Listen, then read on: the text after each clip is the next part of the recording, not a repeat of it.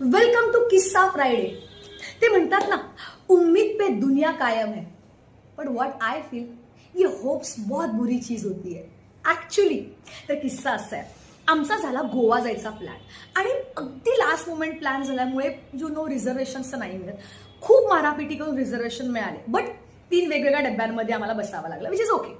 So मी आणि माझा एक मित्र थोड्या वेळाने म्हटलं की अरे भाई चल आपण आपल्या तिसऱ्या मित्राला भेटू, सेट वगैरे झालाय की नाही. आम्ही गेलो बघायला, तर तिथे भलत्या 2 मुली बसलेल्या होत्या, हा नव्हता. आम्ही गेलो बघितलं कुठे आहे, तर आम्हाला दरवाजात दिसला.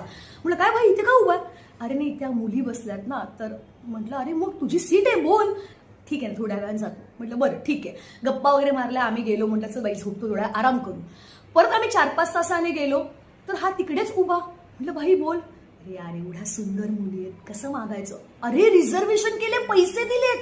हा ठीक आहे ना, थोडा वेळ करता करता भावाने मुंबई टू गोवा अख्खा प्रवास डोरवर उभं राहून स्टँडिंग केलाय आणि आमचे रिझर्वेशनचे पैसे वाया घालवले. एवढं करून याला कोडी पटल्यात का? कुठले होप्स आहेत हे? तुमचा असा वाईट चित्र आहे, लगेच फॉरवर्ड करा त्याला. मला कमेंट करून सांगा. तुला मित्र करायचं